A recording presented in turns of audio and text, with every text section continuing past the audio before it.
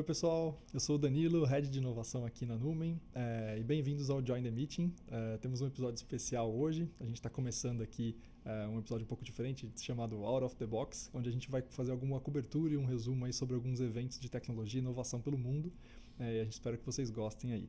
Estamos com alguns convidados ilustres aqui, Cris Duarte, ela é fundadora no Ponto Marcas, especialista em branding, tem uma boa passagem pelo todo o mercado de varejo, premium e luxo. Oi, Cris. Obrigada, adorei. E estamos aqui com o Fábio Menegatti também. Ele é publicitário, CEO da Greens, é uma aceleradora de negócios e especialização aí em comunicação, growth e digital. Legal, muito bacana estar com vocês aqui.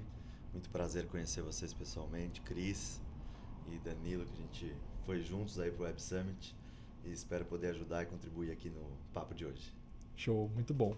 Bom, então o Fábio já deu spoiler aqui, né? Esse primeiro episódio vai ser sobre o Web Summit. Então, a gente espera fazer vários outros episódios aí legais para vocês. E vamos falar um pouquinho aí das pessoas, né, que nunca ouviram falar sobre o Web Summit, contextualizar como que surgiu essa história, né? Então, eu trouxe um históricozinho aqui. A ideia é a gente bater um papo descontraído, os três aqui, mas a gente tem alguns assuntos interessantes para discutir. Bom, o Web Summit começou em Dublin em 2010, né? Então tem bastante tempo já. Foi um evento bem pequeno, com 400 pessoas inicialmente. E aí ele ficou até 2015 em Dublin e depois ele foi para Portugal, né, em Lisboa, 2016 e 2017. Foi quando em 2018 o presidente lá na época anunciou que eles tinham fechado um acordo, né, de um investimento de mais de 110 milhões de euros para garantir que o Web Summit iria acontecer em Lisboa pelos próximos 10 anos, então até 2027, né? Teve um aí no meio que não aconteceu, né, 2020, por causa da pandemia. Então, talvez até 2028. Né? E eles, como que funciona basicamente o Web Summit? Né? Para quem nunca teve a oportunidade de ir, é um evento cheio de palestras, parecido com um TED Talks. Né? Então, são palestras muito curtas. Tem palestra de 5 minutos, de 10, 15, 20 minutos. Então, 25 é uma palestra bem longa já para o evento. Né? O tema é tecnologia, inovação, marketing digital, tudo que está envolvendo essa cultura, né, de inovação. E a dimensão do evento, né? Então começou com 400 pessoas, mas nesse último agora como é que foram os números, né? 3 a 4 dias de evento, mais de 400 startups e 42 mil pessoas participantes, né? Um número bem representativo. Tem palestras, mentorias, masterclasses, investidores, um ecossistema muito, muito rico lá em Portugal.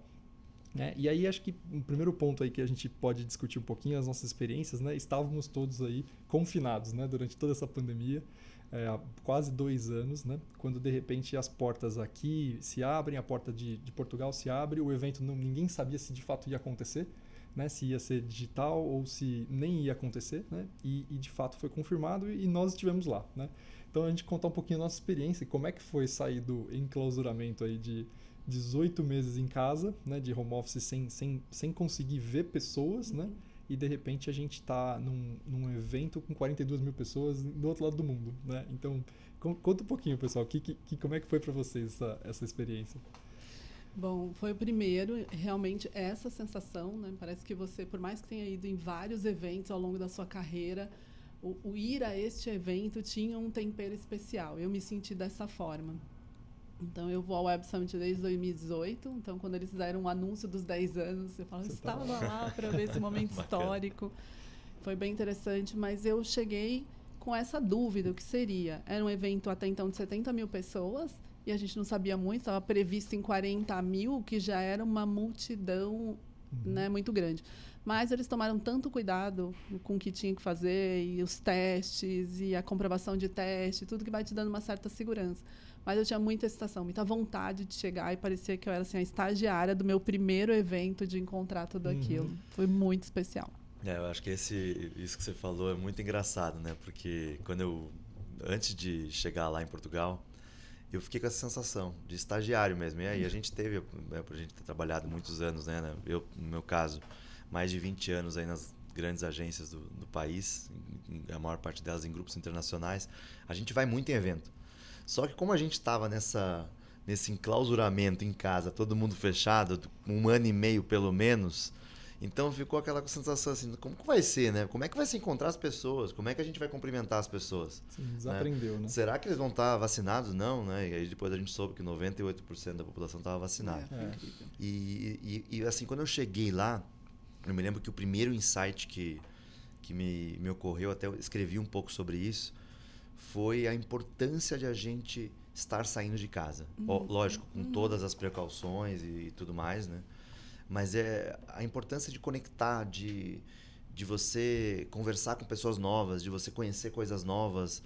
Então, quando eu cheguei lá, realmente me bateu isso, essa sensação de estagiário, por estar fazendo uma coisa, a dimensão. Que era, né? E a gente esqueceu, né, um pouco disso. Eu fiquei com essa sensação muito latente.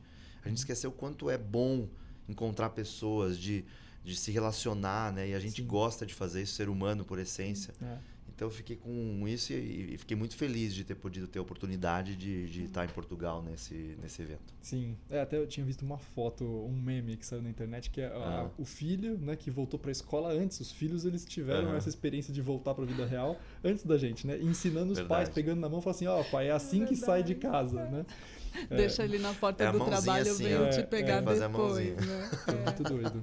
E é legal, porque essas conexões realmente elas não acontecem, né? Mesmo dentro da empresa, né, que você tem mais acesso às pessoas e faz reuniões de trabalho no dia a dia com elas, aquele cafezinho, né, que está ali não está disponível, né? Na internet você não vai lá e simplesmente, né, conecta com 3 pessoas ali aleatórias e fala assim, vamos conversar sobre alguma coisa aí, né? Uma passadinha, você né? Você não faz isso, né? Não. Então, assim, tem uma série de colisões de ideias que você nunca conseguiria planejar, que acontecem na vida real, né, estando fisicamente no mesmo lugar, que digitalmente você não consegue. Tem todo um lado positivo também, né, de você conseguir ter produtividade, de centrar, focar, ter conversas mais específicas, mas tem uma perda grande aí que a gente sentiu, né, de todo esse processo.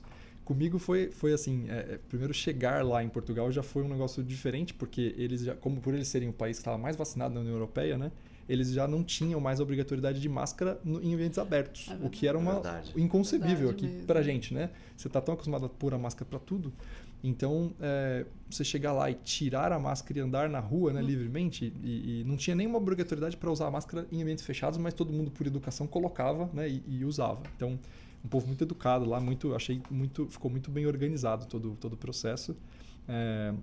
E realmente bate essa sensação de ser a primeira vez, né? A primeira vez que estou participando de um evento aí na vida de novo, né? Então... Não, e tem uma questão que o Web Summit ele tem essa característica da conexão, mais do que outros eventos que a gente está acostumado aí. Então, todo mundo que vai àquele evento tem essa necessidade mesmo, né? Por isso a gente tem o Web Summit durante o dia, o Night Summit. Então, assim, o relacionamento é parte daquilo tudo. Então, voltar para ali tinha mais esse tempero, porque todo mundo que estava ali já nessa predisposição da troca. Sim. Então... E tem também muito uma questão que o pessoal estava querendo pensar qual que é o futuro dos eventos, né? Será que os eventos vão tudo digitalizar? Tem empresa que está, né, devolvendo tudo que tinha físico e fazendo só digital, né? E lá ficou claro que assim, existe espaço para as duas coisas, né? Existe espaço para alguns eventos de fato digitalizarem e terem uma democracia daquela informação para muito mais gente, né? Mas como é importante alguns eventos ainda focarem muito nesse relacionamento humano, né? Então acho que foi legal. Teve umas dificuldades também técnicas aí, né, de viagem internacional de avião, normalmente tem um monte de burocracias, né? As burocracias ficaram exponenciais, né? Então, assim, tanto de você tem que entrar em site de governo, ver... A gente fez 4 vezes o teste. 4 vezes o delicioso. Os testes... PCR, os testes a cada 48 horas. Um evento que dura uma semana, a gente tendo que fazer a cada 2 dias um teste para ir e voltar e tudo mais. Então, tem uma certa complicação aí ainda de ir nesse tipo de evento, né? Mas que tende a melhorar aí no futuro. Legal, então, bom, acho que era legal a gente falar um pouquinho do contexto aqui de Portugal, né? Por que Portugal tomou essa decisão aí, antes da gente entrar de fato nas palestras aí? Aliás, existiram muitas palestras em que o pessoal de Portugal deu, né, durante o evento, tanto na abertura, fechamento e durante o evento. O governo participa ativamente, né? O governo participa, o presidente apareceu no evento, né? Fechou o evento. Então, assim, Portugal é um país muito pequeno, com uma população de 10 milhões de habitantes, né, em que precisa se reinventar para conseguir estar posicionado dentro de países que têm muita vantagem competitiva em relação a eles. Né? E eles têm claramente que a estratégia é essa, né? É a parte de inovação, startups, empreendedorismo, tecnologia.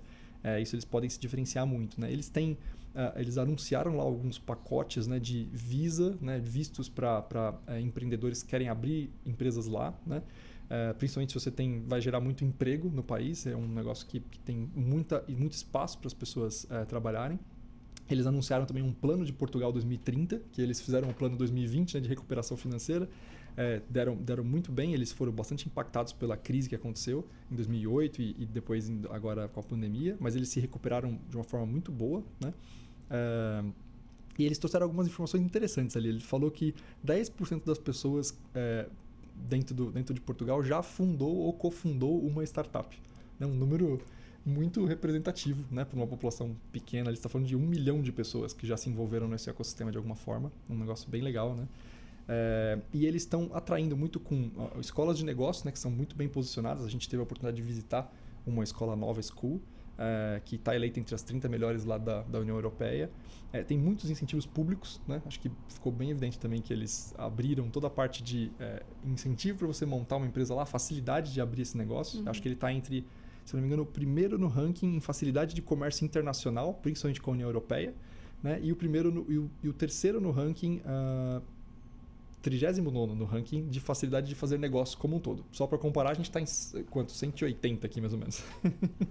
O Brasil não é muito referência para isso, né? Uma diferença muito gritante mesmo. E eles começaram a atrair, né? Então, o número de startups, as unicórnios, que são chamados, aquela startup que atinge um valor de mercado de mais de $1 bilhão, né? Começaram a proliferar lá em Portugal. Então, a gente tem lá a Farfetch com Commerce, Talkdesk com Contact Center, né? OutSystems, que a gente também teve a oportunidade de visitar, a Low Code, né? E a Feedzai aqui, que é antifraude. Então, assim, 4 startups unicórnios dentro de um país que é minúsculo, né? Então, proporcionalmente ao número de pessoas, eles estão muito bem, e tem várias outras que estão despontando como uma possibilidade, né? Então, você vê que é centrado, toda a estratégia de fechar esse acordo de 10 anos foi muito importante para eles conseguirem se diferenciar e atrair esse público que pela primeira vez conhece e sabe que esse ecossistema pode funcionar e começa a ter interesse, né, de pensar em o que eu posso levar para lá e expandir internacionalmente na empresa, né? E uma coisa que me chamou muito a atenção é que esses unicórnios, eles não existiam antes do Web Summit. Então, até o Web Summit, não tinha nenhum unicórnio português. Então, ou seja, você vê o quanto faz diferença, né, uma estratégia organizada de empreendedorismo, de inovação, de tecnologia, puxada parcialmente pelo governo, né? Obviamente, no governo não faz nada sozinho, tem que ter as empresas também com apetite para fazer isso. Mas depois, né, que ele abre o mercado, vamos dizer assim, né, pelo menos assim que a gente viu lá quando a gente esteve no Web Summit, você automaticamente começa a deixar o caminho também mais próspero, né? Tanto para as empresas, para os empresários, para investidores estrangeiros, etc. Então, é uma sensação que eu acho que quem foi para lá, né, volta assim entusiasmado. Assim, mas vamos fazer isso aqui no Brasil também, né? Não é tão fácil, mas eu acho que ali tem um pontapé, né, que foi dado pelo governo, eu acho que muito puxado pelo empreendedorismo, que eu acho que tem que ser destacado, realmente. Sim.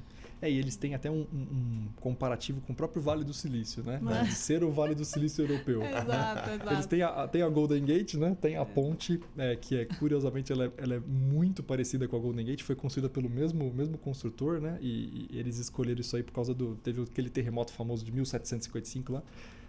E eles queriam construir uma ponte que fosse resistente. Lá no Vale do Silício tem, né, toda uma placa tectônica ali embaixo. Então, eles construíram essa ponte. Mas tem uma similaridade em termos de clima, praia, costa, né? E você tem muita gente do Vale do Silício migrando para Portugal, porque você tem um custo de vida no Vale do Silício que está impossível. Né? Não adianta nada você ganhar 200, 300 mil dólares ano, sendo que você gasta 90% disso só para viver, né? Só para pagar o aluguel. Então Portugal está sendo um atrativo, porque apesar de ser caro para a gente aqui, que nossa moeda está desvalorizada, né?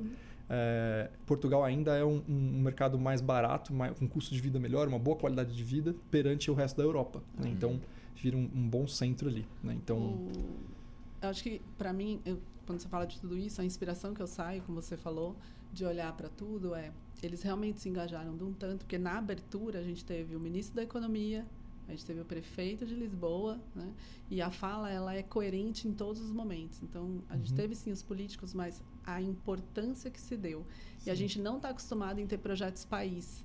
E eles têm um projeto país. Então, Cris, eles fizeram a marca de Portugal. Sim. Eu acho que você pode falar, inclusive, sobre isso. Porque assim, é um negócio assim, que você olha tá tudo organizado, né? Tudo conectado. E aí É. não é só Lisboa, é Cascais, é Estoril, Coerente, sei um lá, ajudando o outro, né? Porto. E tudo constrói para Portugal, né? Exatamente. E é um todo, e eu gosto muito da forma como eles se posicionaram, porque na abertura o prefeito fala, eu sou o prefeito da inovação, eu sou conhecido como, é assim que eu quero, né? E ele trouxe todo um romantizado sobre sonhos, né, e realizações. Então, assim, aqui é o seu lugar de sonhos e realizações. Então, você realmente sai de lá numa motivação, numa intensidade de fazer, acreditando naquilo, né? E depois todo o resto que a gente fala no final. Mas eu acho que isso eu olho e falo, cara, é possível, e como é bom quando a gente vai e se permite em eventos como esse, ampliando o olhar só da tecnologia, porque não é isso que a gente está vendo, né? Não é só isso. E realmente para e entende a inspiração deles, a motivação, o engajamento conjunto. Você não sente uma fricção em relação ao tema, né? Todo mundo olha daquela forma. Então, eu saí muito inspirada com essa abertura e ver quantos políticos, porque não era... Nos anos anteriores, a gente não teve tantos políticos, né? Então, a gente esteve falando da vacina. Eles fecharam o cerco de tudo. É seguro para você. Pode vir, a gente é o mais vacinado. Traga a sua família. O turismo é maravilhoso, a comida é incrível, o destino é incrível. E ainda você vem e trabalha. Né? São Muito. incríveis. Né? Então, é uma sensação maravilhosa. Então, mas a gente sai assim e fala, tem muita coisa legal e acho que a gente pode aprender muito. O que eles estão fazendo. Até as coisas que normalmente a gente tira sarro aqui no Brasil, eles transformaram em storytelling e a coisa ficou bonita. Então é impressionante o trabalho que eles fizeram de marca. Eu tô muito assim com isso na cabeça, Cris. Eles fizeram a marca de Portugal e aí eles rechearam. Eles têm muito contexto. Eles têm o reason to believe, como a gente fala em conversação, né? Sim, não é da boca para fora. Orgulho, ali, né? Mas eles fizeram, eles transformaram aquilo, eles engajaram a população. As pessoas têm um discurso muito alinhado. Então você vai conversar com um, com o outro, seja alguém que não está nesse nosso contexto, seja alguém mais preparado, as pessoas falam as mesmas coisas. É impressionante. É um trabalho, eu acho que de 5, 10 anos, não mais do que isso. Talvez não mais que isso mesmo. Que a crise europeia em Portugal foi o quê? 2008, 2009? Sim, 2009 até 2012, 13. Uma década. Em uma década se transforma nessa potência real, né? É verdade. Isso eu acho que emenda aqui com um tópico, né? A gente tentou selecionar alguns tópicos para tentar resumir um pouquinho o evento. É muita coisa legal, né? Impossível, né, de resumir. É muita palestra simultânea acontecendo, né? E com muitos assuntos, muita troca de ideias. Então, mas esse acho que conecta um pouquinho. O primeiro tópico falou um pouquinho de marcas e propósito, né? Como o propósito ele passa a não é mais um diferencial, ele é você precisa ter, né? Ninguém quer simplesmente trabalhar numa empresa só por causa do trabalho em si que ela está fazendo, mas sim o porquê que ela está fazendo aquilo, qual que é o valor que ela gera para a sociedade, né? Então, alguns números aqui, 64% das pessoas preferem comprar de empresas que têm um propósito e que praticam isso de fato, né? Então, também tem a questão do greenwash, trustwash, né? Que é a questão de você cria um discurso ali um pouco marqueteiro, né? No sentido de que eu vou falar alguma coisa boa sobre aquilo, mas na verdade na prática, né, eu estou sendo muito hipócrita ali, eu não estou fazendo o que eu estou vendendo, né? E as pessoas falaram, não basta só ter o propósito, você tem que fazer o que está ali, né? Da sua essência, da sua alma ali, né? Então, esse eu acho que é um tema legal. Eles falaram também um pouco da Tesla, sobre um exemplo, o que é a Tesla, né? O que ela é uma empresa? Ela é uma empresa de mobilidade, de automotiva, né? Ou ela é uma empresa de sustentabilidade, né? Quando você vê o que eles bolaram por trás, né? Todo o discurso, tem muita gente que acha que poxa, eu tô usando esse carro não porque o carro é tão legal, mas porque de fato eu estou contribuindo com um mundo melhor no futuro, né? Então ele compra um negócio muito mais amplo. Qual é o valor disso, né? De eu trocar o meu carro, né, que polui por um outro carro que não polui. Então você tem essa... E isso acho que tem um pouco a ver com isso que você falou de Portugal, né? Esse propósito, esse alinhamento de todos os discursos faz todo mundo acreditar muito, né? Nessa proposta. Eu acho que esse tema, Danilo, é muito pertinente. Porque a gente vive numa sociedade que ela ganhou uma velocidade exponencial. Eu acho que a própria pandemia trouxe para a gente a possibilidade da digitalização e a coisa acontecer de uma forma muito mais rápida. Né? Então, quando a gente fala de marca com propósito, por exemplo, na minha visão, né, eu tive a oportunidade de ser correspondente do Meio Mensagem, que é um dos principais jornais de comunicação hoje do setor, e um dos temas que eu discuti com eles foi exatamente sobre isso, que é a velocidade e o propósito. Porque você tem que tem que encaixar a sua marca num propósito verdadeiro, não dá para ser, né, bullshit, não dá para ser uma coisa que você fala maravilhosamente bem na campanha e depois na vida real você não faz nada daquilo, né? Mas você tem que também ter o timing correto, que falou-se muito sobre a Tesla, né? Eu até citei esse exemplo, exatamente esse exemplo aí numa das matérias que eu escrevi, mas eu puxei também uma coisa muito pelo contexto, né? E eu lembrei de uma história muito famosa que aconteceu, que com certeza a Cris vai lembrar, da Blockbuster e da Netflix. A Netflix foi oferecida a Blockbuster. Sim.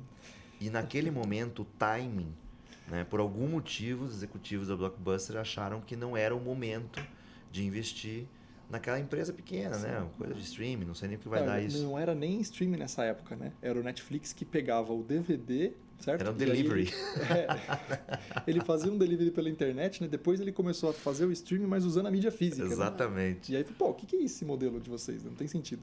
Então eu acho que tem que ter essa combinação, né? Tem que ter essa combinação do propósito e ao mesmo tempo a velocidade. E tá muito preparada para ser talvez um camaleão.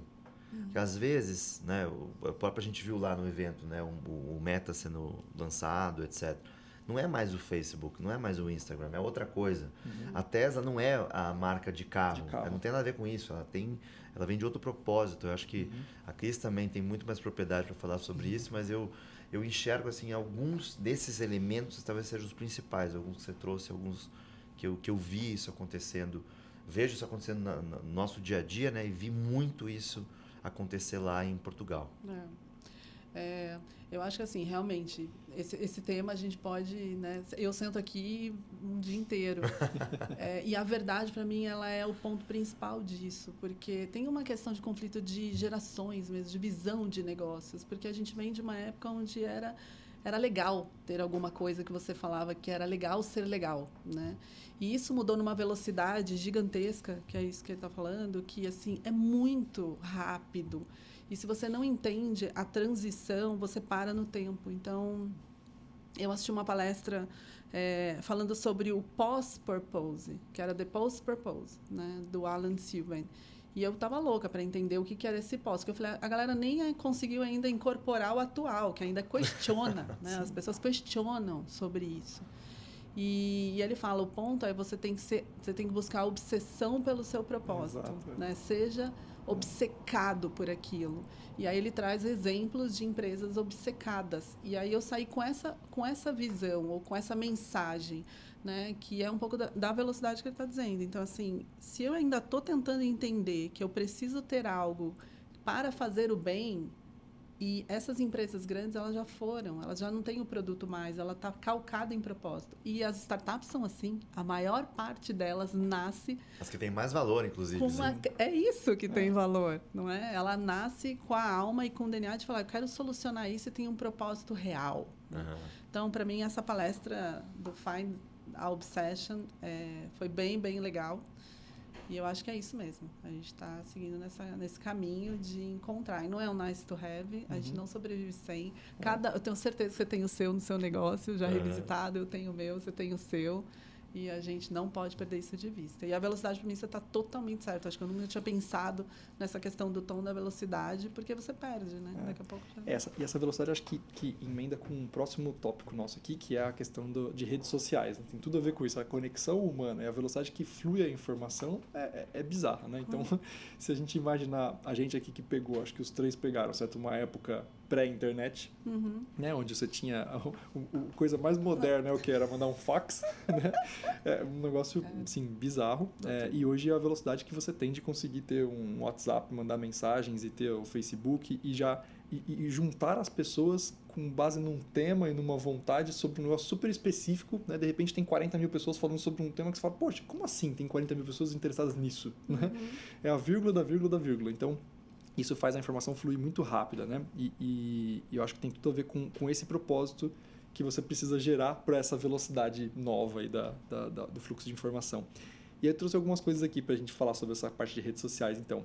Uma é que a Frances, né, aquela ex-funcionária do Facebook, ela foi lá, né? A polêmica que ela saiu e aí ela falou, né, jogou álcool lá na fogueira, falando sobre os bastidores do Facebook e como, de fato, eles não se preocupavam tanto com a parte de dados, de privacidade, e os algoritmos, né? O problema do algoritmo em si, ela falou um pouco mais sobre... A gente conhece, né? A recomendação cria aquelas bolhas, né? De você cada vez mais recebe conteúdos que você gosta, né? Assimila ali, e você se afasta dos conteúdos que, né, você não gosta. E as pessoas também, você se aproxima de pessoas mais próximas de você, mais parecidas com você. Né? Isso é um problema conhecido já dessa bolha.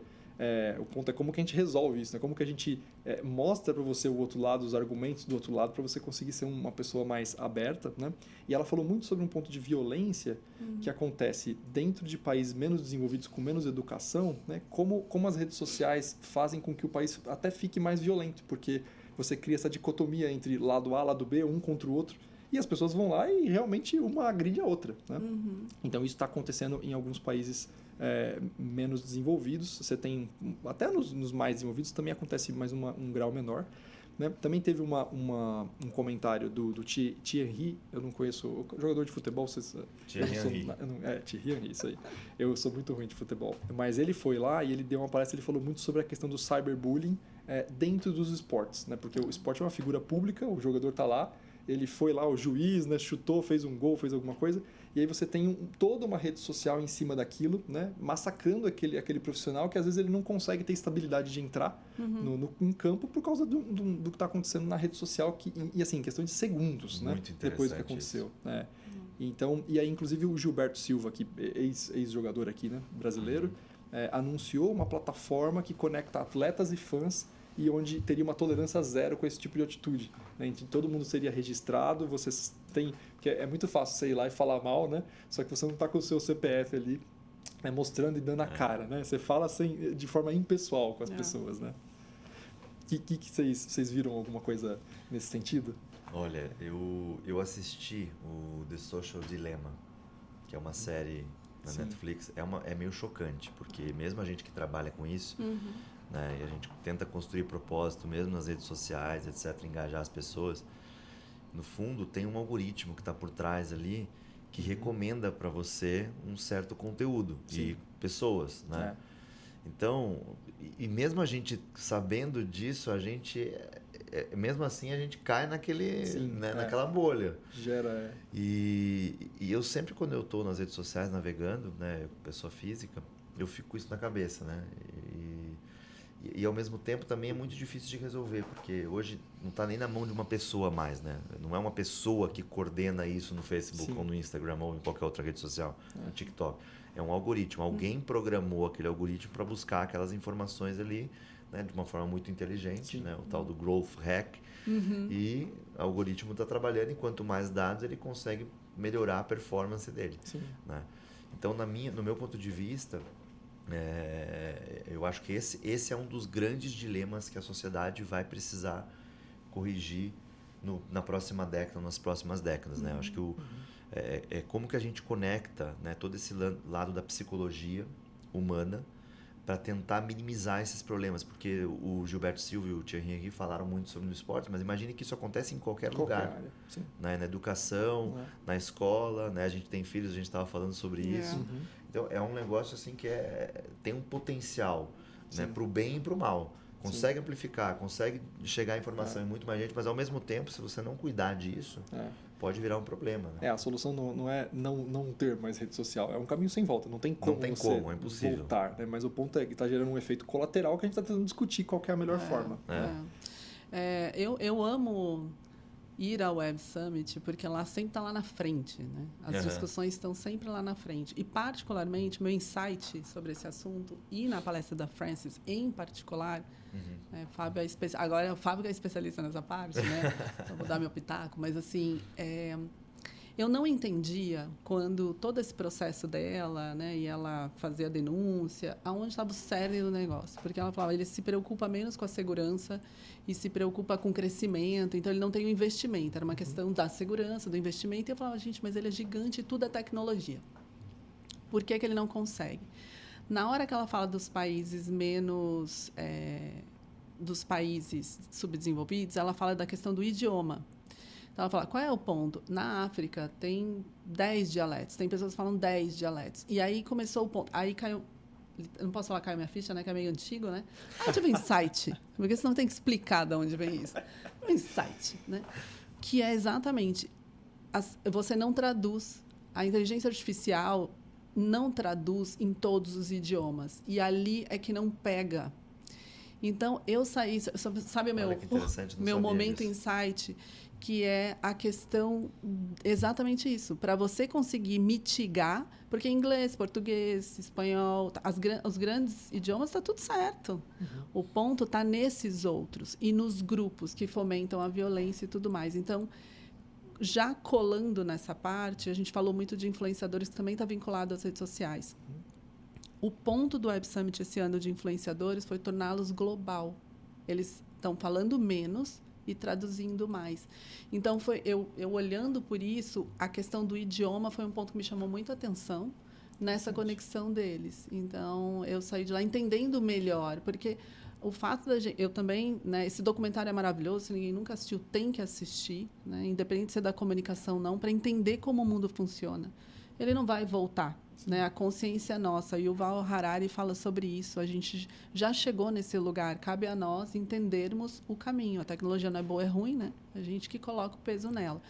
Então, eu olhei e falei, estou entendendo agora. Então, a gente vai ter um movimento, né, olhando sobre esses influenciadores globais, que eles são em qualquer lugar do mundo. A gente viu um lá que ele não é nem inglês, nem espanhol. Ele fala, acho que, não lembro, ele está dos países árabes, mas não lembro direito agora. E, então, esse foi meu grande insight, sabe? Saindo de lá, entendendo por que eles não querem. Né? O investimento é muito alto. E ela falava, o valor e o investimento é muito alto. Então, interessante, eu não tinha pensado nesse ponto do... eu acho que no final do dia também, me ocorreu agora, escutando a Cris falar, é um problema que surgiu, talvez até pudesse ser previsto antes, né? Mas ele surgiu depois...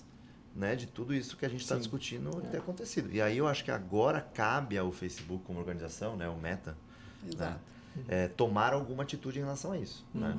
Porque se é um problema que poderia ter sido previsto antes, poderia. Né? Eu acho que eles acabaram investindo mais no growth, no crescimento da plataforma do que no cuidado com os dados, no cuidado com a privacidade, no cuidado com o excesso de manifestações pró-violência, etc. Né? Mas eu acho que agora tá ali, a bola está em cima da mesa. Né? E agora o Mark e a equipe dele lá precisam realmente fazer alguma coisa. Porque é uma coisa que eles têm condição, no meu ponto de vista, né, de atuar e de cuidar. Né? Eu acho que se eles fizerem isso, com certeza vai ser um bem para a sociedade muito grande. Sim. Não, muito, muito legal. E tem um trade-off nessa história, né? Que é a questão de você ter, não a questão da língua, mas a questão de se você não tiver a curadoria de informações, né? O outro lado disso é você ter acesso a tudo de forma igualitária, né? E se você tem acesso a tudo, você não tem acesso a nada ao mesmo tempo, porque você não consegue achar nada. Né?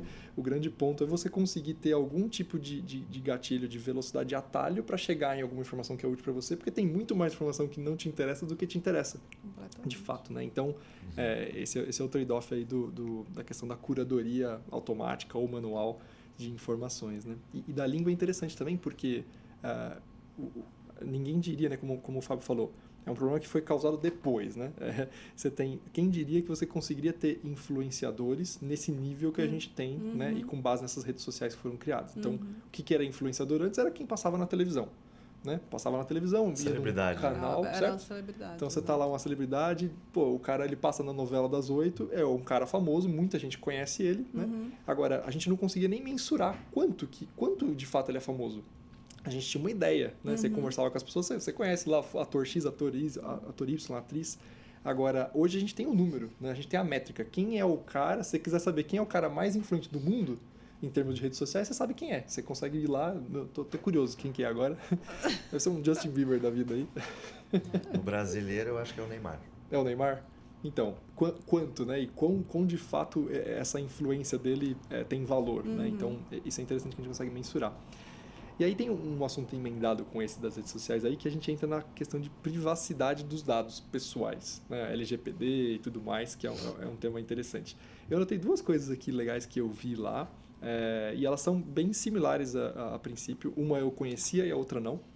Então, teve uma empresa chamada Gener8, né, um número 8 ali no final, que é uma plataforma Open Finance, open source, né, muito focada em parecido com o que o banco está fazendo para Open Finance, de você é dono da sua informação e você pode permitir que algum banco use aquele dado para gerar valor para você, né, se tiver o seu consentimento. Então, parecido com isso, eles estão criando uma plataforma que também tem uma similaridade muito grande com o que o Tim Berners-Lee está fazendo. Né? Então, para quem não sabe, o Tim Berners-Lee é o criador da web, né, da www. Em 89 ele criou isso e hoje ele tem uma empresa chamada Inrupt.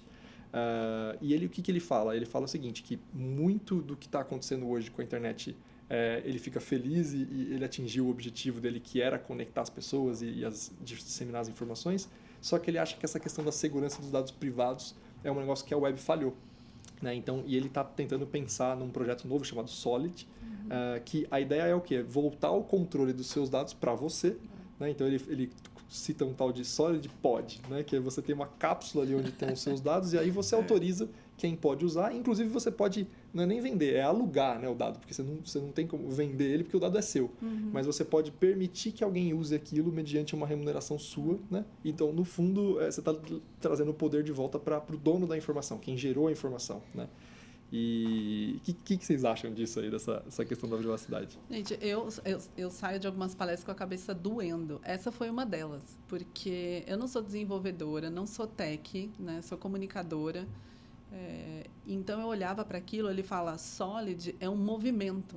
E quando ele fala, considerando o peso que ele tem, né? Quem ele é, quando ele criou aquilo, a gente não tinha dimensão do que se tratava. Quando ele vem novamente com essa preocupação e a consciência de que ele criou algo que é muito poderoso e que foi usado para os dois lados, né? Em 2018, ele comentou sobre isso. Quando ele foi lá, ele falou, eu criei algo que eu quero que seja para o bem e tem muita coisa boa, mas foi usado de maneira equivocada também. Né? Então, ele fala, isso é um movimento, é um protocolo, está na mão de vocês. Então, acho que foi uma chamada muito intensa de dizer, pera, de novo, a gente vai passar de novo pela transição. Essa coisa da velocidade, Fábio, é de matar, né? Porque quando você acha que você está ali percebendo do que se trata, o salto é muito rápido. Sim. Então, eu estou aqui, assim, desculpa, né, gente, mas eu tenho um caderno, né, do digital, que é exatamente desses insights. E o que eu saio de lá para estudar mais depois. E o Solid, para mim, todo mundo deveria entender ou ir atrás, porque se um dia foi um www na nossa vida, acredito eu que essa vinda dele é para fazer a gente resolver algumas coisas e mitigar o ponto. Então, eu saí bem mexida, assim, dessa palestra dele. Curiosa, né? Com vontade de ter esse espaço. Sim. Eu acho que o LGPD já é um primeiro caminho, né? De organização, de você ter muito dado que hoje está aí pairando em algum lugar na nuvem, que você não sabe exatamente onde é, e eu acho que essa é a maior aflição que a gente tem.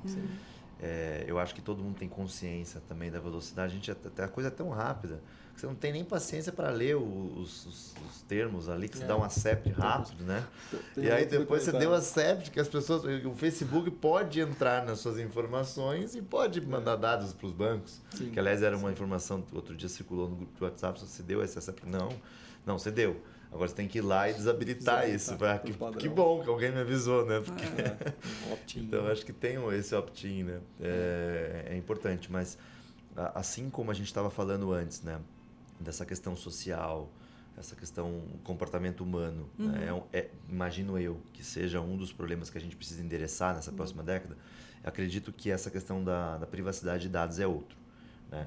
Não é simples de gerenciar isso. Sim. Porque já existe uma proliferação de dados acontecendo no digital.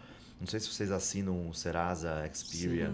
Sim. Né? Outro dia me apareceu lá que o meu CPF está vazado. 8 vazamentos. Eu falei, mas da onde? Desesperador.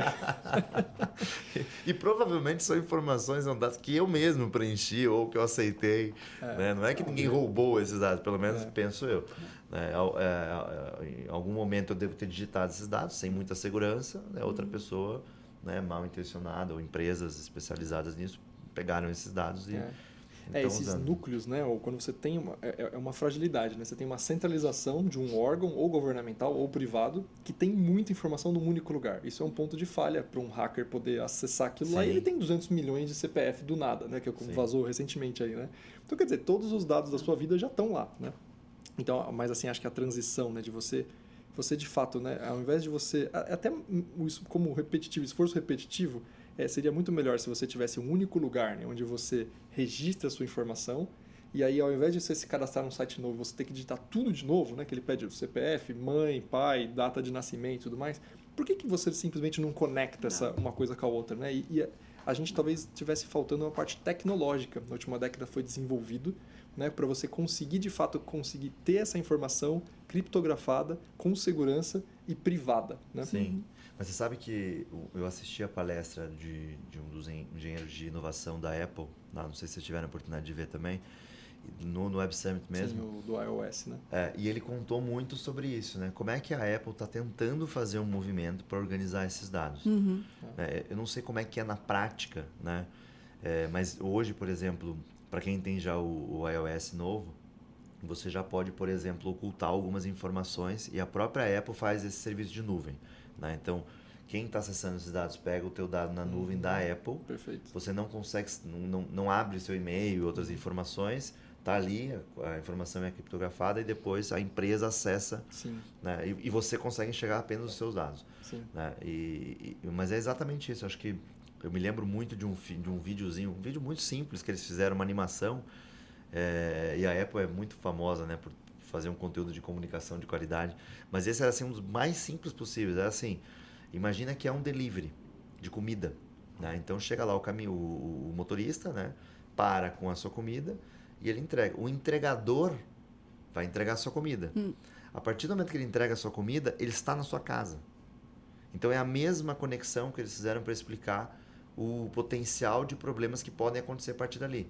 Você fechou a porta da sua casa, o entregador foi embora? Será que ele está ali ainda? E o motorista? Onde eles estão? Então tem um monte de situações que ele já está dentro do seu território, está no seu terreno. Né? Então cabe agora, eu acho que parte às empresas, eu gosto muito desse teu insight, Danilo, o ideal seria que a gente tivesse um serviço, né, que pudesse organizar isso tudo para a gente. Só que você não pode contar com uma empresa privada com acesso a essa informação, né? Senão... Eu acho que parte é a gente mesmo. Né? Parte o poder está na nossa mão, que é um pouco do que a Cris trouxe. A gente também tem que ter cuidado com isso. A gente precisa olhar o que a gente está cadastrando, onde é que a gente está colocando os dados. Sim. Eu acho que essa dinâmica a gente vai precisar pensar daqui para frente. Eu acho que vai ser bem rápido. E o que está me incomodando um pouco agora, não sei se já incomodou vocês, mas como a LGPD é real, né, já está implantada, quando você vai entrar em algum lugar que você tem interesse, você coloca seu dado, então você está ciente que essa é a sua moeda de troca. Só que você não tem a opção de desabilitar ou B. Então, assim, ou vai tudo ou não vai. E aí, às vezes, é um conteúdo, a gente que está aqui, né, curioso e tal, e você fala, não, eu quero esse conteúdo, mas eu não quero, eu só quero, tipo, meu e-mail, então. Contato.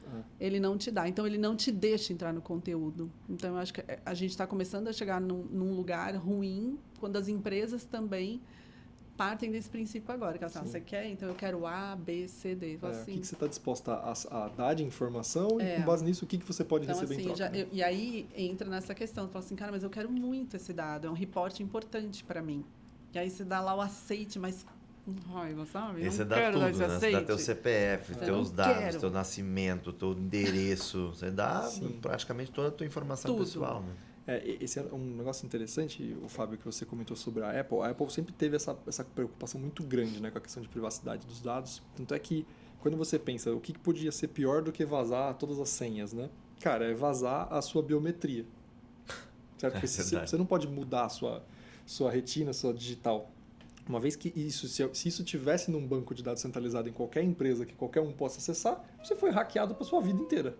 Certo? Você não tem como voltar atrás mais. Então, eles se preocuparam muito com isso, que o armazenamento, né, quando você tem a digital no começo, né, e tanto agora o Face ID, essa informação ela fica gravada só no seu celular, não está em nenhum lugar, nenhum servidor da Apple, e inclusive num chip que eles tiveram que desenvolver, né, que é os chips da Apple, que não são mais os ARMs e os Intel. Por quê? Porque eles acharam que isso pode ser um diferencial. Você tem um device que você se sente seguro, toda a sua biometria está naquele device unicamente, né? E tem as polêmicas aí de governo americano pedindo, né, poxa, para pegar um iPhone e abrir as informações que eles precisavam com questões de segurança nacional, né, e a Apple se recusando, falou assim, não, é uma questão de privacidade, a gente não vai contra o nosso valor, né, por causa disso. Propósito. Então, Incrível, é incrível. É. É bem isso. Então, isso Eu acho que das maiores empresas, na minha visão, não sei se vocês concordam, talvez seja que esteja mais preparada e realmente investindo, né, energia e capital em cima da segurança. Sim. Eu concordo, sim.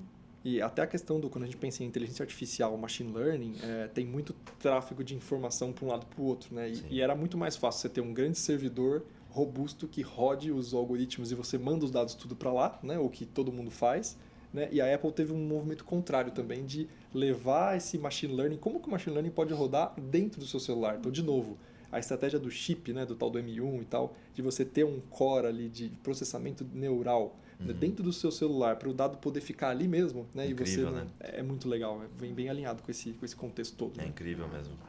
E a gente falando de tecnologia, né? Essa tecnologia que hoje está permitindo a gente trabalhar com esse tal de Solid ou até essa Generate, que é essa informação, como que você pode deixar uma informação privada, né, que não seja centralizada a ponto de falha de um único responsável pelaquela informação, porque é muita responsabilidade, ninguém deveria ter essa responsabilidade, né, esse poder.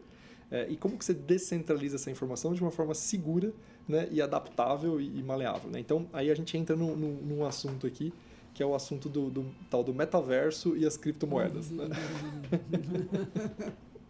Esse eu acho que foi tipo o top 3 no Web Summit. Né? Eu acho que foi. Com muita expectativa também que a gente estava de ver o que era esse metaverso pelo olhar de Facebook. Porque tinha sido acabado de anunciar, né? Demais. O Meta, acho que na semana anterior tinha sido anunciado e o responsável pelo Meta estava lá e deu uma palestra. Né?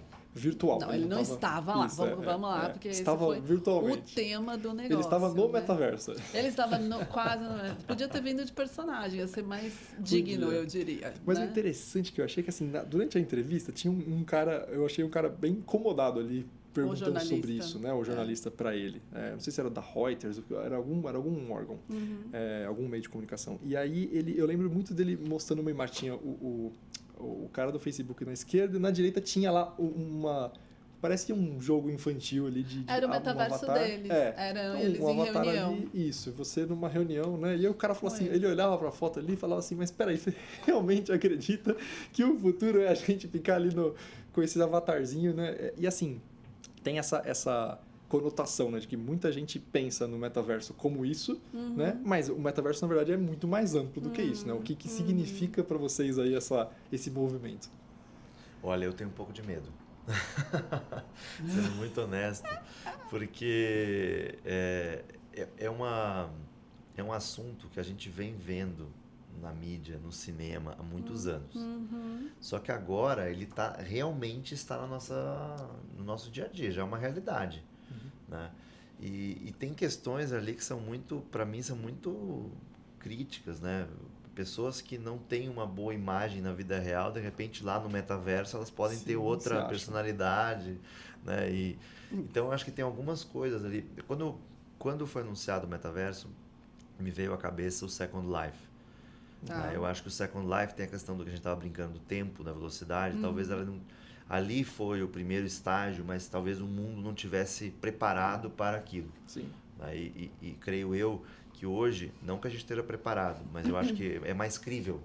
Né? Eu acho que, na minha visão, o Facebook tomou uma decisão muito importante, porque eles têm o poder de realmente, né, puxar a sociedade, puxar a tecnologia, mas eu, como pessoa física, assim, fico angustiado, né? Como é que vai ser esse negócio? Porque uma coisa é você usar para o trabalho, outra coisa é você ter realmente 2 personagens, 3, não sei lá quantos, porque são tantas plataformas. É incrível. Eu sou uma motivada. Eu falo que eu sou aquela que você chipada primeiro e tal. Então, assim, eu acho que tem Você já tem teu avatar? Preocupada. Claro, depois te mando. É assim, o que acontece? Eu vejo... Primeiro, né? Eu acho que está aí mesmo. Quem joga já vive no metaverso há muito tempo. Verdade. E a gente não tinha essa visão. Eu acho que quando eu fiz no SXSW do ano passado, online, teve um chamado Gamer Therapy, né? E aquilo foi me abrindo a várias visões. E a minha experiência... Eu não sou gamer. Eu não era, ok? mas não era gamer, né? Tive que pedir para o meu filho para ser meu advisor, para eu aprender a jogar, né? Porque eu falei, eu tenho que aprender esse negócio. Então, assim, o metaverso ele já estava aí. O jornalista estava extremamente incomodado, mas ele estava extremamente incomodado pelo todo, eu acredito. Porque o tema do Web Summit esse ano foi Facebook. Ele estava em várias palestras, várias plenárias de jornalista, de delatora e de escritor de livro. Então, assim, era o grande tema. E aquela palestra era a possibilidade da marca vir ali, né? Então, eu achei extremamente complicado aquilo. E ele colocou na brincadeira, né? Porque aquela visão de metaverso ela é muito infantilizada, e era isso que ele estava dizendo ali. Mas eu tive uma experiência, eu vou compartilhar, que foi no SXSW do ano passado. Eles fizeram isso. Eles fizeram o evento no metaverso. Pouquíssimas pessoas comentaram dessa experiência, porque era difícil para entrar para quem não é gamer e que não tinha o device. Só que, assim, eu sou uma curiosa e eu queria entender o que era aquilo. Então, eu fui lá, me cadastrei, criei meu avatar, né? Só que eu fiquei parada num primeiro estágio, 2 dias. E aí eu mandava mensagem e falava assim, galera, eu não estou conseguindo entrar. E eles falaram, Cris, a gente está te vendo, você está ok. Eu falei, mas eu não estou entrando? Não, mas você está seguindo todo o processo? Aí tive que pedir o advisor do meu filho. Vem cá, bonito, né? De 18 anos, senta aqui do meu lado, de mames, e vem me dizer. Aí ele, ai mãe, porque não é aí, né? Você tem que entrar em outro lugar. Então eu crio um avatar em um ambiente e entro em outro ambiente, que era assim o marketplace lá dos jogos. E entrei, e aí eu falei, tá, como é que eu faço? Tive que aprender a andar, né? As teclas para andar. Ele me colocou para dentro. Aí eu entendi pela primeira vez na vida o que era exatamente. Por quê? Eu estava na tela do computador, eu não tinha o óculos, mas eu estava ali andando, fone de ouvido, andando na rua de Austin e tal. E aí tinham 3 pessoas conversando, 3 avatares. Aí eu fui lá, bonita, né? Encostei, tipo, igual a gente aqui. Vim, né? Tava ali, encostei e fiquei aqui. Ouvindo. Aqui, ouvindo o papo. Daqui a pouco o cara vira e fala assim, ou o cara, né? Ou a cara, não dá pra saber. Virou e falou assim, hi, Chris Duarte. Morri. Eu, Pedro, o que é isso? Não, como é que eu falo? Eu, hi. E assim, gente, foi incrível. Então, assim, a gente olha para isso, não sabe lidar, porque a gente não foi, né? Por isso, nossos filhos, ou quem joga, quem é mais jovem, que tem esse relacionamento. Então, para mim, é o que o Fábio falou, a gente já vive isso, né? Ele é muito incrível. Foi uma experiência que, a partir daí, eu tive a curiosidade de jogar e desmistifiquei algumas coisas. O fim da história, eu descobri que meu avatar era um cachorro-quente. Foi horroroso eu saber que eu andava como um cachorro-quente pelas ruas de Austin, entende? E foi assim que a galera olhou para mim. Então, quando você não sabe lidar com a coisa, toma cuidado, entende? Mas o ponto, então, assim, eu tenho também essa questão da ética, mas a gente vê que é muito mais rápido. Ir para os congressos nessa. Então, a gente poderia entrar aqui, que era o que eles apresentaram lá, a gente poderia estar aqui conversando com os nossos avatares na mesa e tal. É igual? Não acho que vai ser. Não acho que substitui. A gente começou esse papo dizendo do que é legal a gente chegar lá e ver pessoas, né? Sim. Então, eu acho que a gente vai começar a ver isso. Mas eu já vivo nesse lugar. Mas talvez essa conexão que você falou, né? A gente comparando com o real, né? Tenha pontos a perder aí, mas se você comparar com não ter isso, né? Quando a gente falou do café, né? Não tem o café. Quando você tem uma plataforma em que basicamente você consegue ver, né? Essas plataformas existem para usar no mundo corporativo mesmo, né? Você tem uma plataforma onde você consegue ver as pessoas e onde elas estão. Tem umas mesas, né? Teoricamente não faz sentido. Você fala, pô, todo mundo está conectado com todo mundo a hora que quiser. Por que eu vou mostrar uma mesa com 3 pessoas juntas, sendo que elas não estão juntas? Mas sabe qual que é o ponto para mim? É o tempo. Porque assim, não é ou. É mais. Sim. Não é que eu vou estar no evento físico e não vou estar no metaverso. Não, você vai estar nos dois. Como é que você vai administrar o seu tempo para estar nos 2, nos 3, nos 4? Porque para você viajar para Austin, né, você perde 1 dia e meio no mínimo. Né? E se eu estiver em Austin fisicamente, estiver gerenciando uma reunião aqui no Brasil e participando com a tecnologia do metaverso, eu acho que essa talvez seja a principal dinâmica que a gente dá vai... ansiedade de você... É tipo quando você tá na montanha-russa, que você sabe que você tá subindo e que em algum momento você vai descer, só que daí uma coisa você sabe que vai acontecer, outra coisa é quando você está na descida. Fala, caramba. Né? Agora ferrou, né? Aquele butterfly effect, sabe? Mas eu acho que, assim, no fundo, então, o que a gente está falando é que, independente da forma, certo? Tem experiências que são mais gamificadas, né? E mais lúdicas. Sim. Tem coisa que é muito mais concreta. Você não está num metaverso ali, quando você está dentro de um WhatsApp, da hora do almoço, e que você nem sabe o que está acontecendo na mesa, e você está com aquela imersão dentro daquele contexto, falando com 3 pessoas num grupo, né? Essa conexão do ser humano de sair da onde ele está, da realidade, né, física, né? E estar com a mente conectada com outras pessoas em outro lugar e ter um meio, uma interface de interação entre essas pessoas, de fato, esse acho que é o conceito, né, do metaverso, como você falou. Em jogos já tinha era muito mais imersivo, porque você está bombardeado por áudio, vídeo, né, e tudo ao mesmo tempo. Realmente. Mas, assim, eu acho que a gente, de alguma forma, de várias vezes já passou por pequenas experiências, né, de metaverso. Mas eu acho que é uma diferença muito grande. A Cris falou nesse ponto, falou rápido, mas, assim, é a qualidade da imersão. É isso que faz a diferença. Amplifica, né? Por isso que você pega o Second Life lá, é tosco. Né? Você pega um negócio, quando você usa a tecnologia inteira, né? Com um bom fone, com um óculos, Sim. você entra realmente naquilo e é muito bonito, né? É maravilhoso aquilo. Mas isso que é engraçado, mesmo com a tecnologia ruim, é isso que eu quero colocar o contraponto. Mesmo com uma tecnologia muito simples de texto, né? O ser humano tem essa capacidade de sair de onde ele está, né? E ele é totalmente cérebro, né? Totalmente o que está acontecendo na mente dele. Né? Mas eu entendo o Fábio falando, porque a gente tem gerações que estão vivendo esse ambiente. E tem um um filme chama Jogador Número 1. Ele é maravilhoso. Ele é exatamente. É o metaverso. Exatamente. Não, ali Aquilo só Matrix. que aquilo já é o real. Você pensar Matrix, né? É que o Jogador Número 1, ele traz essas dores que são... Assim, eu com certeza... Meu avatar tem 1,80, entendeu? Porque, assim, essa é a minha dor. Então, assim, a gente vai tentar corrigir alguma coisa. E o que você falou é real. Mas aí, Cris, abre um negócio muito legal que você falou, porque a gente tem os nossos desejos no mundo real, né? E aí, quando você fala que a gente tem esse metaverso, a gente está vivendo um pedaço da nossa vida dentro do metaverso, você começa a ter desejos lá dentro. Então, você quer ter 1,80 lá dentro. Né? Talvez isso não esteja disponível, mas você possa comprar isso. Amigo. Então, aí você começa a ter você pode ser uma empresa que fornece uma tecnologia, alguma coisa que você tem vontade de comprar isso no outro metaverso. Só lá faz sentido. Então, a gente falou um pouquinho, né, sobre essa vivência que eu tive no universo do luxo. E, na verdade, se você olha as marcas de luxo, elas já comercializam no metaverso roupa, sapato, exato. skins. O skin que você vai jogar no Fortnite lá. O que nossos filhos gastaram nisso? Quem que já... A gente tem histórias que a criança estourou o cartão do pai comprando skin, porque estava lá liberado. Né? Gratuito, só que faturou $2.000 com uma pessoa. Exato, porque estava liberado, compra skin. Então, assim, já tem, amigo. Mas isso é uma quebra de paradigma muito grande, né? Que aí as pessoas falam assim, mas quem que é o louco que vai pagar para ser mais alto dentro de um universo que é real, né? Cris Duarte, tá louca. Não, mas aí você quer ser mais alto, você vai estar com que tênis lá?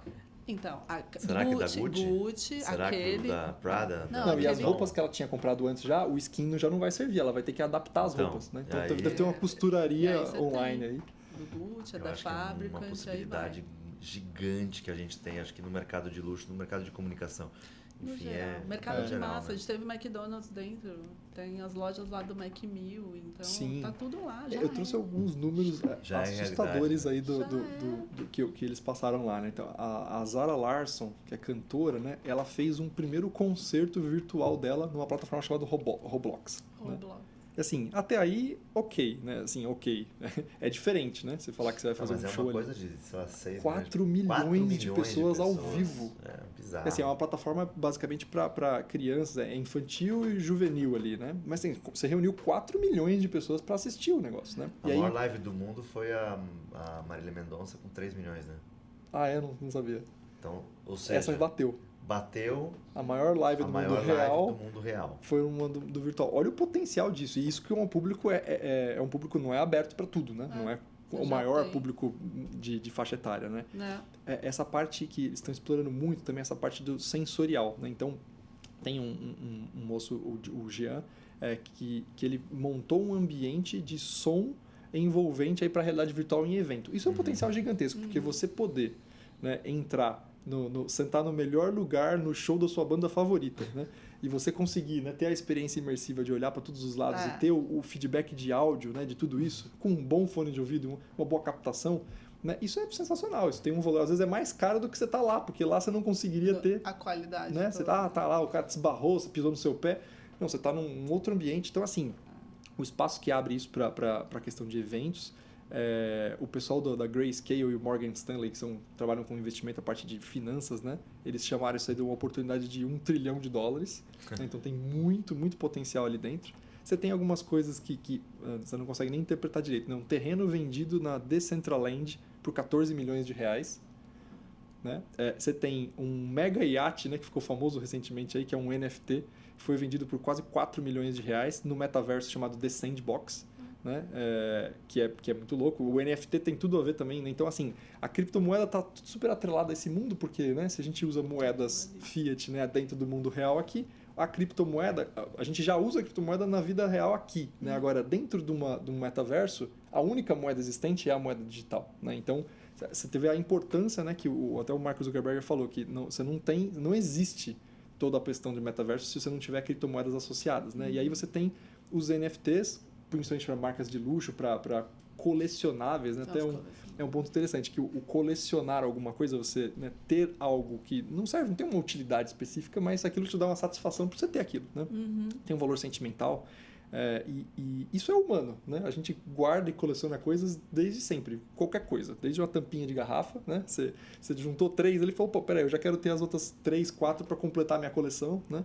E isso, no mundo digital, não tem limite, né? Você não tem limite de espaço de armazenar o negócio não vai ficar velho, você não vai ter que, né, não vai mofar. Então, assim, qual é a diferença em termos de gerar satisfação subjetiva no ser humano de você ter o NFT original de alguma coisa ou ter aquela coisa presencialmente, né? E eles colocam muito essa questão, né? De se isso é válido ou não. Mais um ponto, a Adidas entrou no Sandbox, criou um token específico chamado, né, para ela, a marca dela, não lembro qual que era o nome, Axie Infinity, que é um jogo que está bombando aí no mercado, né? Um jogo que teve uma sacada genial aí de tudo que é comercializado dentro do jogo acaba sendo comercializado na moeda do próprio jogo, que é uma criptomoeda, um token. Genial. E esse token, os próprios jogadores recebem dinheiro, remuneração baseada no token. Então, assim, quanto mais aquela moeda valoriza, mais aquele jogador ganha dinheiro para jogar aquilo lá.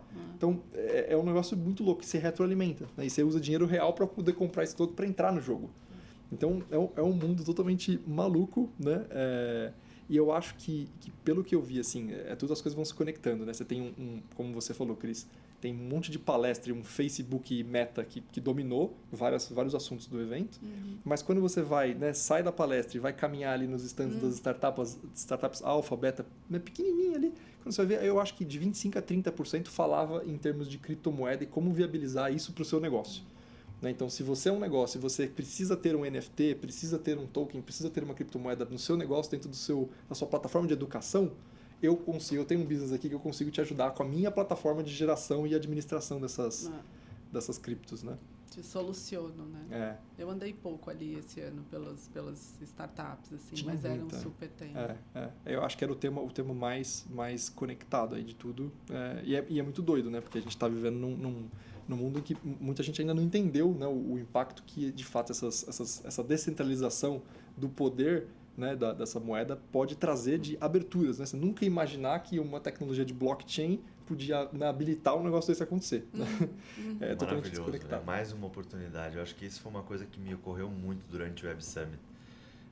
A quantidade de novas possibilidades que estão aí e caminhando, né? Engatinhando, eu diria. Então, ou seja, tem muita oportunidade para fazer negócio, para empreender, né, para inovar, além das coisas que a gente já conhece, transformar as coisas que a gente já conhece, tem essas novas oportunidades aí, né? Não, eu acho que ele tem essa característica. Coisas que você inimagina que pode virar um business, porque eles vêm no propósito e na solução. Você para e fala, cara, é impressionante isso. Então, tá até para dormir, para comer, para andar. Para tudo. Para tudo. Né? Impressionante. Bom, legal. Tem um outro tema aqui que eu achei particularmente curioso no evento, né? Que se você notar, né, saíram as estatísticas pós o evento. Eu já tinha notado lá dentro do evento em si que tinha muitas mulheres no evento, muitas, né? E eu não sabia a estatística, mas depois eu fui ver que passou, né? Passou os 50%, 50,5% ali eram mulheres no evento. Não né? sou feminista, hein, gente? Mas bem gosto. Não, é muito legal, porque não é um evento que de fato tem isso no tópico. Não, vamos discutir isso. Não tem isso, né? Ele é um negócio que surge naturalmente. Tá aí uma oportunidade para eles, né? Não, é gigantesco. Normalmente, principalmente quando você pega eventos mais de tecnologia, às vezes afasta, né? E eu achei muito legal. Tiveram algumas palestras, a Amy, né? Atriz famosa e ativista, ela participou. E é legal, porque ela falou assim, ela falou, a próxima geração das líderes mulheres, né? Elas não precisam, elas podem criar coisas que vocês nem imaginam. Então, assim, elas não precisam ter como referência os casos de sucesso até das próprias mulheres no passado. Não é isso. Né? Assim, você precisa do espaço e ser você mesmo para você conseguir criar essas coisas, né? Então, eu achei muito bacana isso aí. Você quer comentar alguma coisa, Cris? Eu posso até começar, né? Mas, na Por verdade... muito obrigada. Na verdade, o legal é que o evento fomenta isso de uma maneira muito ativa. Então, eles falam... Tem uma trilha chamada Women in Tech e eles fomentam. Então, o ticket do Web Summit gira em torno de €1.000, né? Mais ou menos ali. O Women in Tech, você com €100, você tem 2 tickets para mulher. Olha que legal. Entende? Então, assim, uma das grandes razões é o fomento disso. Então, a gente com 10% vai em dupla ainda. Isso, e eles preparam o espaço. Então, a gente tem lounges gigantescos lá. Sim. Teve o lounge dos investidores, que são os investors, que é bem legal e tal. Mas você tem espaços do Women in Tech. Então, eles falam, a gente fomenta isso. E a gente recebe, então, eu por ser Women in Tech, eu recebo comunicação direcionada para mim, eles fomentam isso para mim. E isso é a razão. Então, passar metade é muito incrível.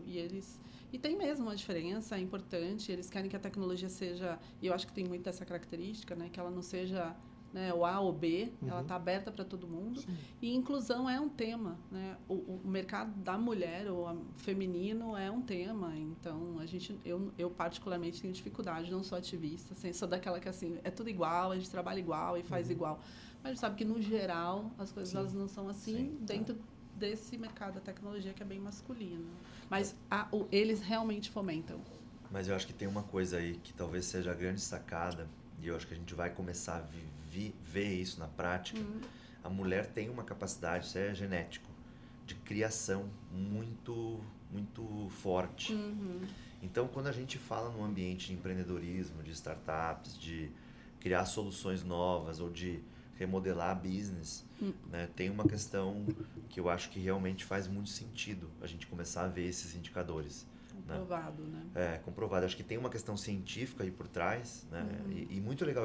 Por exemplo, eu não conhecia esse lado do Web Summit, mas muito bacana saber que eles estão investindo e estão proporcionando isso, né? Porque eu acho que grande parte do começo da história tem que ser puxada realmente, tem que ser esse empoderamento tem que ser, num primeiro momento, mais, como eu posso dizer, mais intrusivo, né? E depois mais fomentado, natural, essa é a melhor palavra. E depois, aquilo vai acontecer organicamente, né? Até porque essas mulheres que, né, se não tivesse o incentivo, talvez não estivessem lá. Uma boa parte não iria.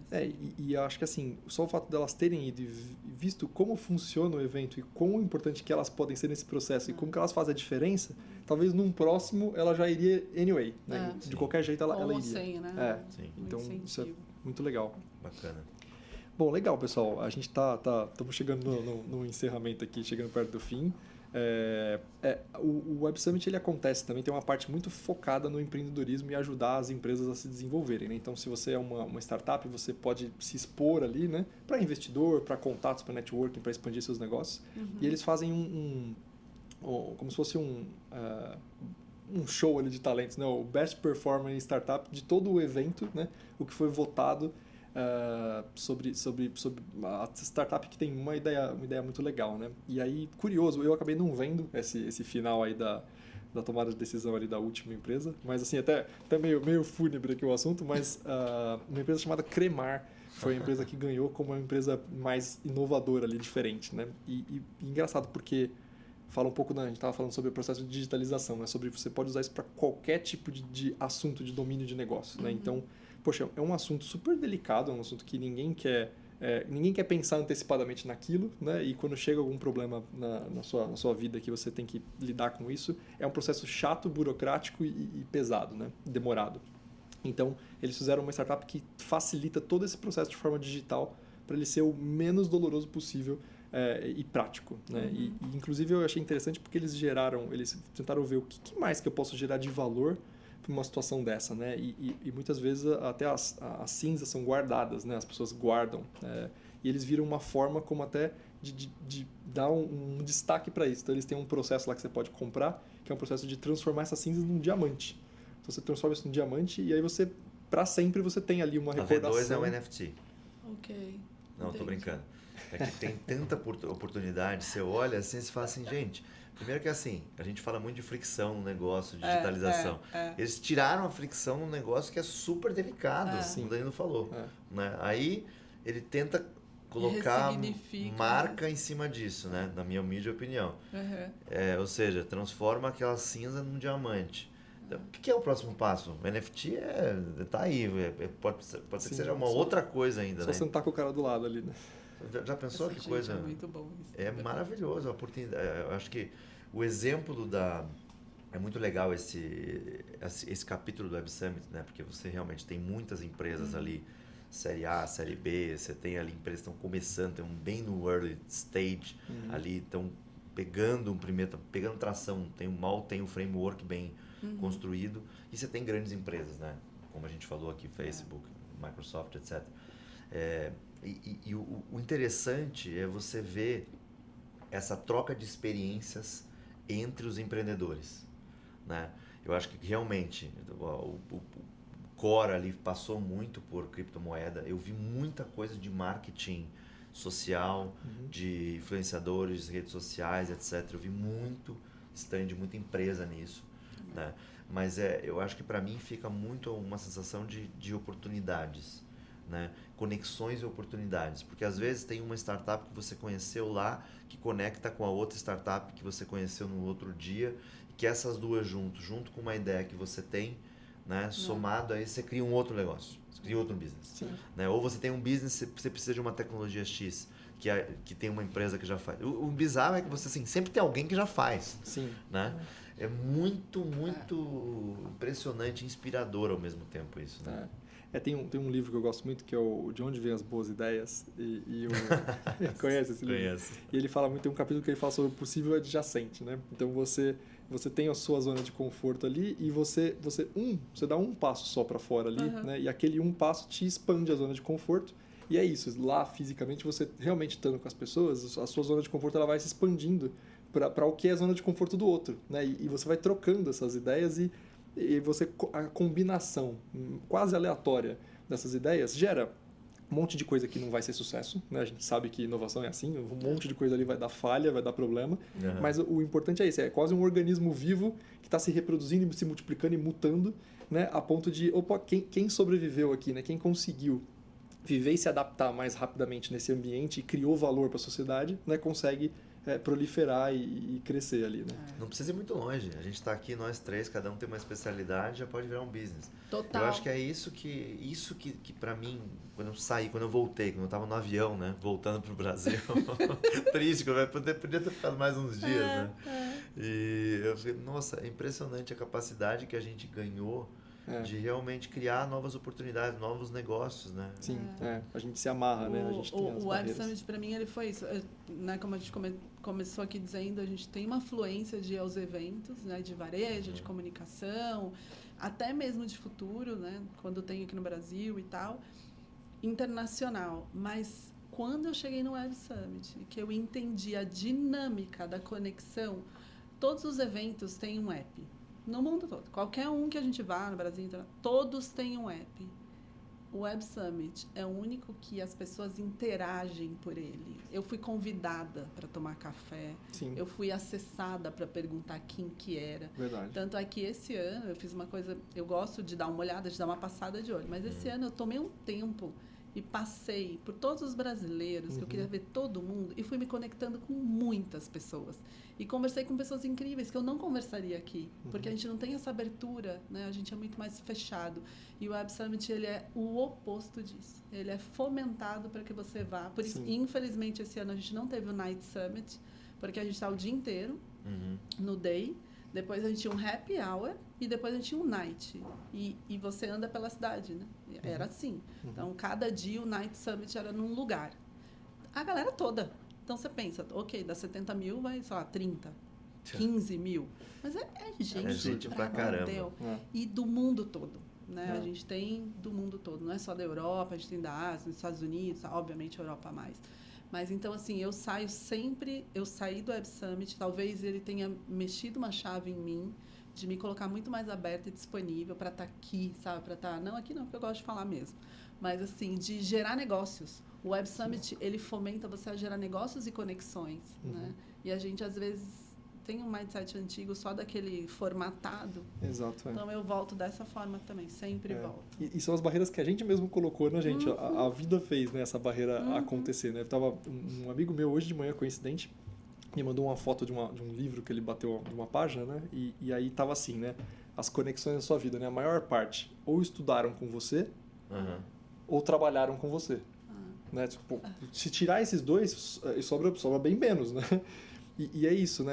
Ali você se conectou com um monte de gente que está fora desses dois mundos, né? E que você não teria capacidade de estudar ou trabalhar com essas pessoas. Né? Fisicamente não daria.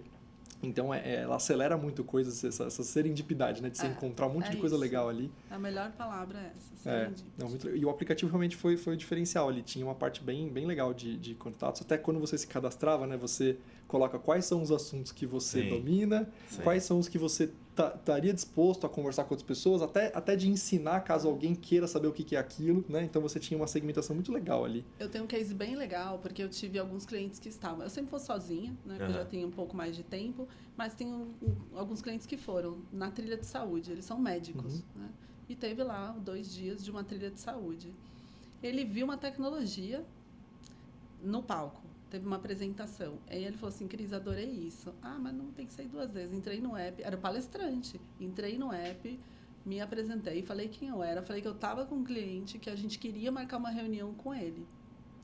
Ele respondeu e falou, beleza, pode ser. No dia seguinte, estávamos sentadas, tipo, na hora do almoço. A plenária liberou. Olha só. Na hora do almoço, lá vem o cara com o aparelhinho da tecnologia dele, né, ali do ladinho. A gente teve a reunião e eles saíram de lá com uma possível né, parceria, negócio, o que for. Mas essa disponibilidade... Quando que aqui no Brasil a gente vai num evento e fala... Primeiro que você não fala com o palestrante. Segundo que você não acessa o cara. Terceiro, se você conseguir alguém que conhece alguém, ele vai falar, não, agora não, marca depois. Sim. O Web Summit não é isso. Ele é ali, ó. É do momento. É live, né? É live, exatamente. Impressionante mesmo. Verdade, bom, bem legal. Contando os dias pro próximo já. Eu já tô também, com roupa de ir. Já tô vendendo ingresso já. E 50% de desconto, fica a dica. É verdade. Eu vou esperar o Women in Tech. Pra gente fechar aqui, tem 2 coisinhas aí. Do Web Summit em específico, alguma situação, algum comentário adicional aí, alguma coisa legal, divertida, diferente que vocês viram por lá e pra fechar? Eu vou falar a minha aqui pra já ajudar. Foi muito legal ter visto ali o Gasparov, né? Ele foi lá e fez uma partida simultânea, né? Você vê isso aí nos vídeos, mas ver ali ao vivo é muito legal, tá? Tava aí lá com Genial, 10 tabuleiros de xadrez, né? E teve 10 pessoas que você podia se inscrever, né, para jogar com ele. Então, aí 10 pessoas jogaram ao mesmo tempo ali com ele. Muito legal. Eu não acompanhei até o final das partidas, mas foi muito, muito bacana. Muito legal. O Danilo não falou que ele foi o fotógrafo oficial aí da equipe. As fotos deles viralizaram, porque a gente tira fotos, né? E quando a gente compara com as dele, assim, era praticamente um profissional com um amador, a gente usava as dele. Entendi. Então, quer falar a sua experiência? Legal? Posso falar. Eu acho que a minha experiência tem muito a ver com o que a gente trouxe no início aqui da conversa. conheci um médico que estava com a gente no grupo, né, na missão que a gente estava, e ele falou que ele, há tempos já, ele usa um insight de se conectar com 7 pessoas todos os dias, novas pessoas. E, por incrível que pareça, eu me conectei todos os dias com mais de 7 pessoas. Parece demais. E não é oi, não é oi, é você saber o que faz, como que trabalha, onde tá, quais são as coisas que curte, né? Enfim, aí óbvio que cada pessoa você vai para um lado, vai para o outro, né? Vai para o lado do esporte, às vezes vai para o lado do negócio mesmo, empreendedorismo, etc. E eu acho que para mim foi uma das situações que mais marcaram, né? Então tem a ver com o que a gente conversou aqui hoje, dessa capacidade humana de se conectar, etc. E eu sou muito nessa parte de organização, gestão, processo. Eu acho que isso é fundamental para que a gente consiga crescer exponencialmente, né? Então, quando você tem uma meta, é muito mais fácil alcançar qualquer coisa, né? Então, para mim, essa foi uma das situações, assim, talvez esse tenha sido um dos principais insights que me ocorreu lá, e eu estou seguindo desde então até hoje. Depois do Web Summit não foi tão fácil, mas mesmo assim é uma coisa que realmente faz muita diferença, né? E conecta com muito que a gente falou aqui. Que máximo. Bom, a minha experiência, eu realizei um sonho, eu vou dizer assim. Eu, em 2018, quando eu fui assistir uma palestra da Magic Leaps. E a tecnologia, até então, ok. Em 2020, eles apresentaram uma parceria com a H&M. E aí eu vi o filme e tudo mais, e eu achava aquilo incrível, porque eu nunca tinha visto. E eles estavam fazendo uma ativação. Então, esse ano eles tinham um stand com ativação de H&M com Magic Leap. E eu pude colocar o óculos, pude customizar minha camiseta. Que legal. E efetivamente ver como aquilo funciona, né? Então, assim, por isso que eu falo, você tem que vivenciar, né? A gente é muito crítico, muito julgador, principalmente. Eu falo que quando você tem uma linha de corte 40 anos mais, 40 anos menos, são 2 mindsets completamente diferentes, por ser nativo digital ou por se permitir, né? Então, as pessoas, elas têm medo, elas não vão, elas não se permitem, né? Então, para mim foi incrível, eu parecia uma criança customizando minha camiseta, entendendo, e aí eu venho, obviamente a gente se diverte, mas o olhar profissional que a gente está lá. Então, como a marca se conecta, como ela dá uma experiência diferente para o cliente dela.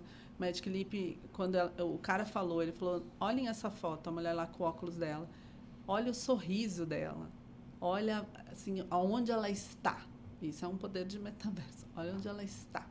Então, eu olhei para aquilo e falei, vou me atirar aqui, foi incrível. Então, esse foi eu volto de lá com essa experiência. Muito legal. Muito legal mesmo. E, pessoal, pra gente encerrar aqui, a gente tem um público aí, né, que está vendo a gente, que está querendo se interessar por coisas diferentes, né, conhecer o que rolou lá no evento e tudo mais. Que outras dicas que a gente pode deixar para o pessoal aí, que tem algum evento legal que também é bacana da pessoa ver ou se interessar, né, em conhecer mais? Algum livro, filme, série, qualquer coisa que de alguma forma tem a ver com um pouco com o que a gente falou aqui. O que vocês recomendam aí pra gente? Bom, eu acho que eu vou deixar o filme Jogador Número 1, depois sair inspirada daqui hoje, caso não tenha visto, porque eu acho que entende muito do que a gente está falando nessas características techs. Né? Tem o livro também, né?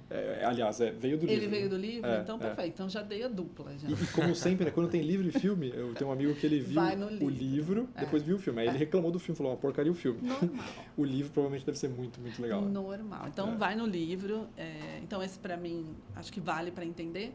E eu acho que a gente tem uma profusão e muita informação ao nosso redor. Então, eu li Essencialismo ano passado. Não é tech, mas eu acho que ele dá uma acalmada para a gente lidar com tudo que a gente vive hoje da comunicação e meio que se organizar. Então, eu deixo essas minhas duas. Legal. Bom, a gente falou aqui do The Social Dilemma, né, no Netflix, é uma série muito legal, realmente vale a pena entender um pouco mais sobre isso. Eu também, coincidentemente, eu concluí, né, O Jeito Harvard de Ser Feliz lá durante o evento, né, pós-evento. Eu acho que é um livro também que fala muito sobre os problemas e as oportunidades que a gente tem na sociedade de hoje, né, é um estudo muito interessante, né, que o livro aborda o lado da felicidade, mas com um lado de tecnologia e com um lado científico por trás, que eu acho que é muito poderoso para a gente. E acho que a dica que fica também, um convite ao mesmo tempo para todo mundo que está ouvindo a gente hoje, vá ao Web Summit.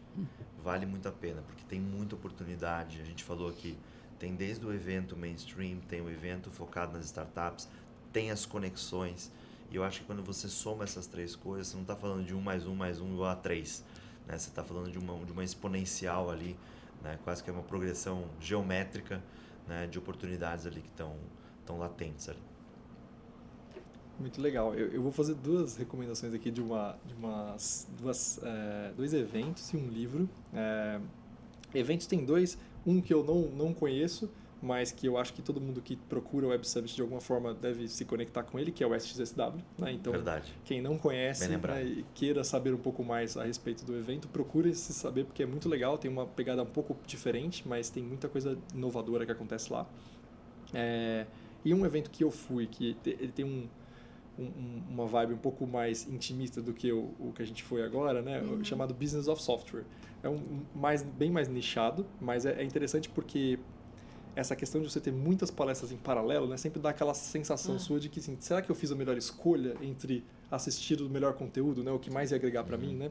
E o Business of Software, a ideia é diferente. É um evento com cerca de 300, 400 pessoas, pequeno, que acontece em Boston todo ano, e é uma única trilha. Então todo mundo está junto numa sala por 3 ou 4 dias e todo mundo que saiu dali viu tudo. Você viu tudo e você ficou com aquelas... Assim, é um grupo tão pequeno para o tanto que é de tempo, né, que você acaba se conectando muito com muita gente. Então você já chega no outro dia, você já conhece fulano, você já apresenta um para outro, né? Legal. O cara que você conheceu há 2 dias atrás, você já apresenta para outra pessoa. Então é um evento bem legal. O tema é mais focado, é mais indústria de software, né? Mas é um evento bacana aí para quem gosta do assunto. E o livro que eu ia recomendar é um livro de 99, acho que tem muito a ver com o que está acontecendo no momento atual, é um livro do Richard Wurman, chama Ansiedade da Informação. Então tem tudo a ver com esse momento lá, 22 anos atrás, e o livro ele ainda é o fundamento sobre por que a gente tem esse sentimento, né, meio desesperado de nossa, o mundo está acontecendo, está muito rápido, você está ansioso, né, e você precisa se acalmar, respirar. Todo FOMO, né? Fear of Missing Out. Exatamente. Então, fica a dica aí do livro bacana, old school, né? Pra ler. Então é isso, pessoal. A gente chegou no final aqui desse episódio. Foi muito bacana. Cris, Fábio, obrigado por vocês terem topado vir aqui. Imagina, o prazer foi meu. Foi ótima a conversa aqui. Foi maravilhoso. Obrigado pelo convite. Prazer estar aqui com vocês mesmo. Muito legal. A gente se vê aí, então, num próximo evento, tá bom? Falou, pessoal. Tchau, tchau.